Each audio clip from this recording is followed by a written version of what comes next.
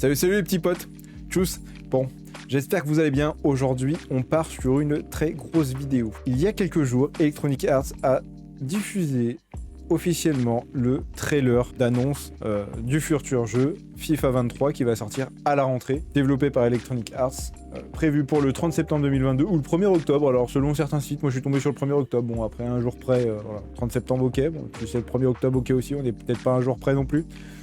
De toute façon, ceux qui vont acheter l'édition Ultimate pourront jouer bien avant. Donc bon. Un jeu axé sur le sport, la simulation, ça vous le savez déjà, est accessible à partir de 4 ans. Ouais, il faut avoir plus de 3 ans pour y jouer, selon Peggy.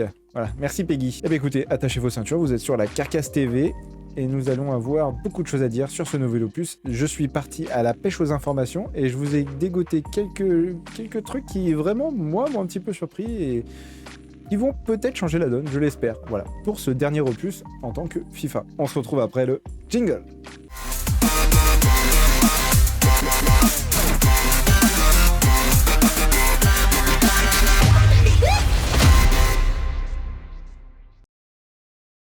Alors, dans ces premières nouveautés déjà, il est bien, est-ce qu'il va vraiment apporter un souffle de fraîcheur à cette licence qui existe depuis tant d'années, depuis plus d'une décennie même. C'est que nous allons avoir 2 nouveaux commentateurs, voilà, qui ont été piochés chez beIN Sport. Alors, le premier s'appelle Benjamin Da Silva. Moi, personnellement, je regarde pas beaucoup beIN Sport, donc je suis pas abonné. Enfin, voilà, je regarde peut-être de temps en temps, comme ça, quand je suis chez des potes, quand je suis chez quelqu'un, s'il y a un match, voilà, je regarde, ou s'il y a du sport, un petit peu. Donc, voilà. Donc, sur les 2 commentateurs, on va dire que Benjamin Silva, Da Silva, moi, je le connais pas forcément. Mais par contre, le deuxième, Omar Da Fonseca, moi, ça me fait vachement plaisir parce que je trouve que c'est un excellent commentateur. Des fois, on rigole vraiment pas trop mal. Je sais que sur certains de ses commentaires pendant les matchs, c'est quand même assez marrant. Donc c'est vrai que le retrouver à commenter, voilà, une simulation de football, enfin pour un jeu vidéo, c'est quand même ça fait un peu bizarre, mais en tout cas ça fait plaisir parce que moi je trouve que c'est un excellent commentateur et c'est assez divertissant quoi. Il fait quand même un bon taf et des fois on rigole vraiment bien. Alors il faut savoir bien sûr que ces 2 nouveaux commentateurs remplacent l'actuel commentateur qui pour FIFA 2022 était tout seul. Je veux bien sûr parler de Hervé Matou. Hervé Matou était là depuis FIFA 07 quand même. Voilà, il a même débuté avec Paul Le Guen. Alors moi j'ai calculé, je suis allé piocher un petit peu les infos, moi j'ai calculé, ça fait 16 ans que le mec il vient poser des commentaires pour FIFA. C'est vrai que là c'est un petit peu un vieux de la vieille en fait qui part à la retraite, c'est-à-dire que le mec il arrive en fin de carrière, c'est comme un joueur en fait qui est un petit peu en fin de carrière, qui part à la retraite, il quitte un petit peu la licence. Bon ça fait un petit côté nostalgie quand même qui fait un petit peu bizarre parce que bon il s'en va, mais il y a du sang neuf et du sang frais qui prend la relève. Du coup, voilà, je pense qu'à mon avis, on n'aura pas à s'inquiéter. Après, à voir ce que ça va donner, hein, à voir ce que ça va donner. Mais moi, en tout cas, c'est des points positifs, en fait, qui m'intéressent. Et ça, quand j'ai lu ça, ça m'a fait quand même bien plaisir. Ensuite, on a quand même donc l'ajout de la Coupe du Monde féminine 2023. Alors ça, c'est vraiment une première dans un jeu FIFA. Il n'y a jamais eu de Coupe du Monde féminine dans un jeu FIFA. Jusqu'à maintenant, voilà. Ça va être le premier opus à le faire. Voilà. En plus de la Coupe du Monde, bien sûr, 2022, qui sera accompagnée des stades officiels, des licences, etc., de tous les joueurs qui composeront ces 2 Coupes du Monde. Enfin, joueurs et joueuses, bien évidemment. Autre nouveauté qui fait que ce jeu FIFA a l'air quand même un peu plus inclusif, c'est le fait que nous avons Sam Kerr, donc, qui est une joueuse pro. Alors moi je la connais pas personnellement, parce qu'après c'est vrai que le monde du football c'est pas forcément ma tasse de thé, mais j'ai quand même quelques notions, je me débrouille un petit peu, je sais ce que c'est un gardien, un attaquant, un milieu de terrain, un défenseur. Donc Sam Kerr et Kylian Mbappé, Kylian Mbappé qui revient pour la 1e fois, donc seront tous les 2 en couverture de l'édition Ultimate. Alors ça aussi, pareil, c'est un grand inédit, c'est-à-dire qu'au niveau communication, au niveau marketing, en fait, afficher une joueuse en même temps qu'un joueur pro, voilà, mettre 2 pros en même temps, c'est quand même une grande première chez FIFA. Ça fait quand même plaisir, parce que c'est vrai que ces derniers temps, on sentait un petit peu qu'il y avait les féminines qui étaient là, mais enfin, il y avait le football féminin qui était là, qui était dans les parages, mais c'était un petit peu minimalisé par rapport au football classique, hein, au football de mec classique. Donc c'est vrai que là, on a l'impression que ça y est, FIFA commence à aller un petit peu plus en avant et commence à mettre sur un pied d'égalité le football féminin et le football professionnel féminin et le football professionnel masculin. Voilà. Donc ça, c'est des ajouts pour moi. Alors c'est pas grand chose, ça va rien changer au jeu, mais au niveau marketing, ça fait quand même plaisir, voilà, parce que c'est quand même agréable des fois de se faire un petit match avec des féminines. Bah oui, ça reste sympa, quoi. Pour continuer dans ce domaine un petit peu plus inclusif, une des grandes nouveautés aussi, bah ça va être qu'il va y avoir de nouveaux clubs féminins disponibles, voilà. Dans la continuité en fait de ce petit côté marketing avec la Coupe du Monde féminine plus la jaquette, oui, on aura Sam Kerr en affiche avec Kylian Mbappé, bah on aura quand même de nouveaux clubs féminins disponibles, en plus des précédents. Alors là, par contre, attendez-vous quand même à du lourd. Nous allons avoir la D1 Arkema française. Donc là, tout ce que je vais vous citer, ce sont des ligues 100% féminines. Donc nous allons avoir la D1 Arkema française, la Barclays Women's Super League anglaise, la Frauen Bundesliga allemande et la National Women's Soccer League américaine. Alors là, quand même, ça fait vraiment plaisir parce que là, ça y est, les licences féminines, ça y est, on a toutes les licences féminines ou presque. Peut-être qu'il en manque, mais pourquoi pas dans des jeux futurs, à voir. Donc là, bah, ça fait quand même plaisir, voilà, d'avoir plus de licences féminines. Donc voilà, on sent vraiment que le foot professionnel féminin rentre de plus en plus dans la FIFA, que ce soit à l'intérieur de ces jeux ou en tout cas à l'intérieur des compétitions, voilà, puisque c'est vrai qu'il y a de plus en plus de diffusion. Donc ça reste vachement sympa. À noter que FIFA, donc ce FIFA 23 restera exclusif à certaines ligues. Voilà, donc vous ne retrouverez que certaines ligues à l'intérieur de ce FIFA là. Alors je veux parler de, je vais vous les énumérer, hein. L'UEFA Champions League, l'UEFA Europa League, l'UEFA Europa Conference League. Alors en faisant mes petites recherches, j'ai remarqué que c'était une nouvelle ligue qui a été créée en 2021. Donc il y aura la CONMEBOL Libertadores, la CONMEBOL Sud-América, la Première Ligue, la Bundesliga et la Liga Santander. Donc en gros, bah, toutes les grosses ligues européennes, quelques ligues sud-américaines. Donc ça aussi, ça fait plaisir. Voilà, ça fait toujours quelques équipes en plus, hein, parce que il n'y en a jamais assez, vous le savez bien. A noter que le jeu sera disponible sur Steam et Origin. Bien sûr, ça sera disponible sur toutes les autres plateformes, PS4, PS5, Xbox One, Xbox Series X, S, tout ça, il n'y a pas de souci. Mais sur PC, c'est vrai que le jeu s'était implanté sur Steam il n'y a pas longtemps. Je ne saurais plus vous dire exactement quand, mais les licences FIFA et tout l'univers Electronic Arts a débarqué en fait sur Steam il n'y a pas très longtemps. Et là, c'est bien parce que du coup, bah voilà, ce FIFA 23 va sortir à la fois sur Steam et à la fois sur Origin. Autre nouveauté aussi très positive, un truc qui, par contre, moi, me fait extrêmement plaisir, c'est l'arrivée du crossplay. Ça y est. Alors, on avait du crossplay déjà sur certains jeux, par exemple Rocket League, sur Street Fighter, etc. Mais là, on a vraiment du crossplay, voilà, donc ça, c'est vraiment super bien. C'est-à-dire qu'un joueur qui est sur PS5 pourra tout à fait affronter un joueur sur PC. Voilà, et vice-versa. Hein, voilà, un joueur PS4 pourra affronter un joueur Xbox One. Voilà, donc le crossplay sera disponible pour les modes 1 versus 1 sur FUT, saison en ligne, match amicaux en ligne, etc. J'ai pas eu plus d'infos, donc pour les autres modes de jeu, je pourrais pas vous en dire plus, sachant que là, on est un petit peu au début de la campagne de communication, donc il y a d'autres informations qui vont arriver entre-temps. À noter que, c'est pour ça que là, je l'ai un petit peu cité dans mes exemples, mais à noter que les joueurs et les joueuses peuvent être sur différentes plateformes, mais elles devront être impérativement de même génération pour en profiter. Des joueurs, par contre, PS4 ne pourront pas jouer avec des joueurs PS5, voilà, et vice-versa. Donc après, moi je me suis posé la question, sur PC comment ça se passe, parce que PC c'est une plateforme encore à part, est-ce qu'on pourra affronter à la fois des joueurs PS4 et à la fois des joueurs PS5? Ça c'est une question que je me suis posée, donc à voir, va falloir suivre les infos et voir ce que Electronic Arts vont nous dire d'ici là, puisque le jeu va sortir, puisque le jeu sort à la fin du mois de septembre, donc on a encore un petit peu de temps pour avoir quelques infos.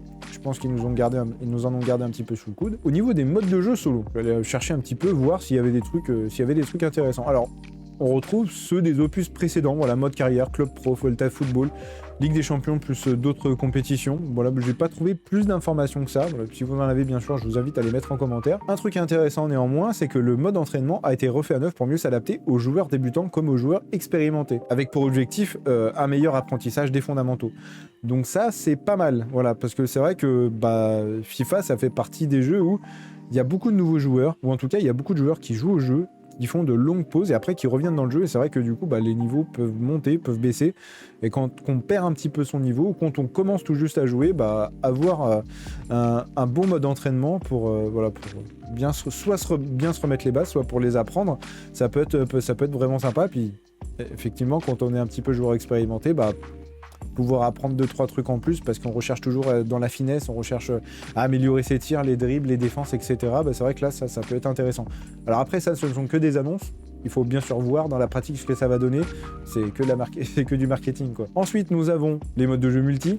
Alors ça, Franchement, j'ai l'impression qu'ils n'ont pas trop bossé. En tout cas, on n'a pas d'informations. Alors, peut-être que ça va venir plus tard. Attention, mais moi, en tout cas, à l'heure actuelle, samedi 23 juillet 2022, où je tourne cette vidéo, bah, j'ai pas eu plus d'informations, voilà. Si ce n'est le fait qu'on va retrouver l'actuel Football Ultimate Team avec quelques nouveautés.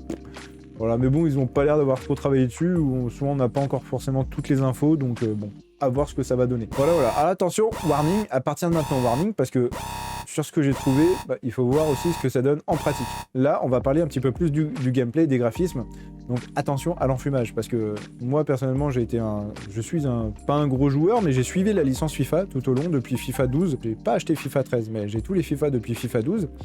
Et c'est vrai que niveau gameplay, graphisme, à chaque fois, tous les FIFA, toutes les années, c'était toujours la même chose. Regardez les nouveaux graphismes, regardez les nouveaux trucs, regardez les graphismes, le gameplay, tout ça, regardez votre joueur quand il fait une tête. On a vraiment l'impression que c'est un vrai joueur qui fait une tête, voilà. Enfin, ce genre de truc, en fait, où à chaque fois qu'on joue, où à chaque fois le jeu nous est vendu toujours de la même manière, en fait, moi ça me... C'est quelque chose qui m'exaspère un petit peu, et en faisant mes recherches, en glanant un petit peu, je suis retombé sur ce genre de marketing, sur ce genre de pub, et moi ça c'est un truc, voilà, à partir de maintenant, moi je préfère vous dire attention, faites attention, parce que ça peut être de l'enfumage, c'est-à-dire que c'est un coup de com' pour vous inciter à acheter le jeu, puis une fois que vous avez acheté le jeu, de toute façon vous n'allez pas pouvoir le revendre, puis vous allez vouloir le garder, puisque maintenant que vous l'avez, il faut y jouer. Ouais, là franchement, à voir. Alors, 2 points à signaler niveau gameplay et graphisme. Déjà, premier point, au niveau du gameplay, en fait, l'outil qu'ils utilisent eux, donc Promotion 2, donc il y avait le Promotion 1 apparemment sur l'ancien FIFA, cette fois-ci nous allons avoir le Promotion 2 en fait qui permet de capturer 2 fois plus de données en jeu et proposera jusqu'à 6000 animations réalistes.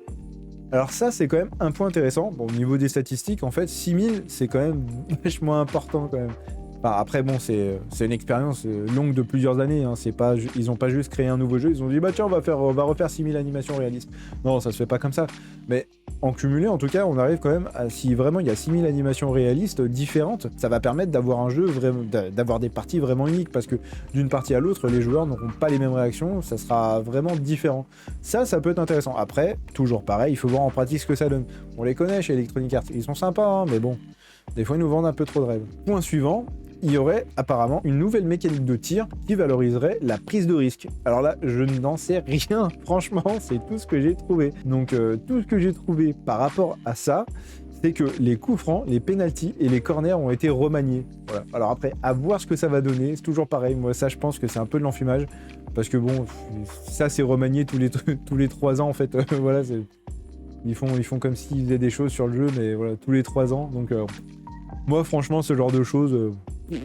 à voir ce que ça va donner. Pour les points négatifs, nous avons... alors, on va parler de la version Nintendo Switch. Ça, c'est un truc qui m'agace. Parce que la Nintendo Switch, en fait, j'ai l'impression que FIFA, c'est un petit peu des voleurs par rapport à la Switch, en fait. Si vous voulez pas bosser sur un jeu parce que la plateforme ne vous intéresse pas, ne faites pas de jeu, en fait. Parce que ça s'appelle du vol. Voilà. Je remets un petit peu les choses dans son contexte. Quand, par exemple, entre FIFA 20 et FIFA 21, il n'y avait aucun changement dans les mécaniques du jeu, dans les graphismes ou dans le gameplay, franchement, moi j'appelle ça du vol. Si c'est juste payer 40 € pour changer les équipes, les noms des équipes et les noms des joueurs dans les équipes et les placements des joueurs dans les équipes, franchement, ça sert strictement à rien. Moi j'appelle ça du vol.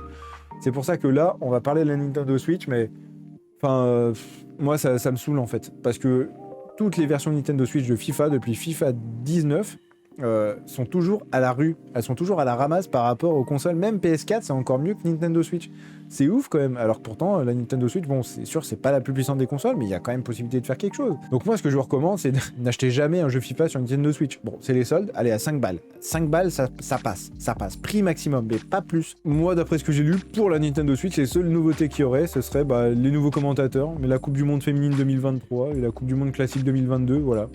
Peut-être quelques modes de jeu, quelques modes de trucs, mais franchement pas... Non, franchement, si vous pouvez, achetez-vous une autre console et jouez à FIFA sur une autre console. Mais n'achetez jamais un FIFA sur la Nintendo Switch. C'est du vol, voilà.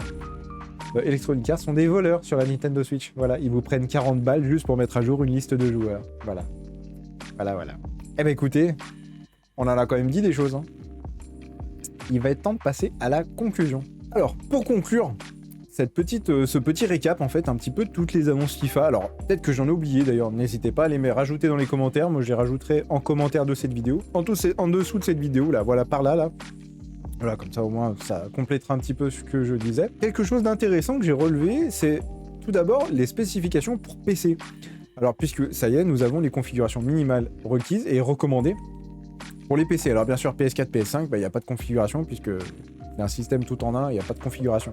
Vous mettez le CD ou vous mettez votre code sur le PSN ou le Xbox Store, je sais plus comment ça s'appelle là, le machin store et puis ça y est, soit ça télécharge, soit vous pouvez jouer, mise à jour et ça marche. Pour PC, configuration minimale requise, alors Windows 10, 64 bits, bon bah alors, tout classique, pour que ce soit minimal ou recommandé. Processeur Intel i5 6600K ou AMD Ryzen 5 1600, ben franchement, quand on sait qu'à l'heure actuelle on est à la 12e génération, là, minimal recommandé, 6e génération, donc c'était même des PC d'il y a 6 ans peuvent faire tourner FIFA 23, ça c'est quand même cool, c'est vrai que FIFA c'est pas des jeux très gourmands, donc là les configurations minimales sont vraiment acceptables, enfin pour moi c'est un des points positifs aussi de FIFA, c'est que bah très peu gourmand, donc on peut vraiment jouer à FIFA sur un même PC sans rien changer aux composants d'une année, sur plusieurs années, il n'y aura jamais de problème quoi. Voilà, donc mémoire vive 8 Go. Et puis après, donc pour la carte graphique, bah, une GTX 1050 Ti ou une AMD Radeon RX 570. Alors de toute façon, je vous remettrai les specs dans la description. Voilà, DirectX version 12. Et par contre, alors ça, petite nouveauté, petit point négatif, espace disque 100 Go quand même. Ouais. Sachant que d'habitude, les jeux FIFA, c'était plutôt 40-50 Go. Voilà, 100 Go, ils ont vu large quand même. Ils ont vu large. Je pense qu'à mon avis, ça sera un peu moins, ou peut-être que ça sera 100 Go à terme, au bout d'une année de mise à jour. Voilà, peut-être qu'à terme, ça sera 100 Go, mais là, franchement, non, j'y crois moyen, quoi. Donc ça, c'était la minimale. Après, la recommandée, bah pareil, Windows 10 64 bits. Processeur Intel Core i7 6700, légèrement une gamme au-dessus. AMD Ryzen 7 2700X. Ouais, ok, bah là, chez AMD, c'est un peu plus costaud quand même. Là, ce qu'ils recommandent, c'est quand même un peu plus costaud chez AMD. Mémoire vive RAM 12 Go par contre. On passe de 8 à 12 Go entre la recommandée et la minimale. Ouais, pourquoi pas. Alors après, de toute façon, maintenant, pour jouer, la moyenne, c'est 16. Voilà. Si vous voulez jouer sur un PC, c'est 16 Go minimum. Et pour la carte graphique, bah là c'est à peu près équivalent, hein. On passe d'une 1050 Ti à une GTX 1660, ou alors chez AMD, chez les rouges, on passe de RX 570 à RX 5600 XT. Voilà, donc là un peu plus récent, mais bon, après c'est pas transcendant non plus quoi, DirectX version 12, ça pas de problème, et puis après bah, espace X, 100 Go d'espace disponible. Alors après j'ai pas réussi à trouver plus d'infos, par exemple au niveau technique sur PS4, PS5, par exemple le poids que pèsera le jeu sur la PS4 et sur la PS5, n'hésitez pas d'ailleurs à laisser un commentaire pour me le dire, parce que c'est vrai que moi j'ai pas trouvé l'info, puis j'ai pas de PS4, j'ai pas de PS5, donc j'ai pas pu trouver l'info. Et puis nous allons terminer cette vidéo par quelques chiffres. Alors, on va parler du jeu en chiffres. Alors le jeu promet de rassembler un nombre total de joueurs de 19 000. Alors ça c'est quand même carrément ouf. Enfin, je pense que pour ce dernier FIFA, parce qu'il faut savoir que entre FIFA et Electronic Arts, ça y est, c'est fin du mariage, c'est le divorce. Depuis cette année d'ailleurs, j'avais fait une vidéo, je mettrai le bandeau là par là, mais on en avait parlé d'ailleurs cette année. Voilà, donc là, pour ce dernier jeu, puisque c'est la dernière fois qu'on verra un jeu de foot nommé FIFA, ou peut-être que ça sera, mais avec d'autres partenaires. Pour ce dernier jeu en tout cas, nous aurons droit à 19 000 joueurs qui seront répartis dans 700 équipes qui pourront jouer sur un total de 100 stades. Et donc ces 19 000 joueurs, 700 équipes seront répartis à travers 30 ligues. Donc ça, c'est quand même ouf. Moi, j'ai vu ces chiffres-là, je me suis dit, waouh, ça en fait du monde quand même. Ça fait un petit peu de monde quand même, hein. Ça fait un petit peu de monde. Je me suis demandé si c'était bien un jeu de foot d'ailleurs. Et avec un monde pareil, j'ai cru que c'était un MMORPG, mais au bout d'un moment, enfin, bref. Et puis pour terminer, pour vraiment terminer cette vidéo et pour conclure, nous allons terminer par le prix, bien sûr, bien évidemment. Alors, sur PS4, Xbox One, c'est les mêmes tarifs. Alors, je vais parler des prix éditeurs. Après, si vous trouvez moins cher ailleurs, franchement, bah, faites-vous plaisir, hein. Allez, n'hésitez pas à regarder à droite à gauche pour essayer de trouver moins cher. Mais en tout cas, voilà, pour PS4 et Xbox One, c'est 70 €. PS5, Xbox Series X et Xbox Series S, bien évidemment, c'est 80 €. Alors, sur Nintendo Switch, je l'ai mis quand même, mais bon, si vous voulez vous faire voler 40 €, bah, faites-vous voler 40 €. Bon, moi, je vous aurais prévenu, hein, vous savez à quoi vous attendre, hein. Sur Nintendo Switch, c'est un vol de 40 €. Sur les autres consoles, ça va.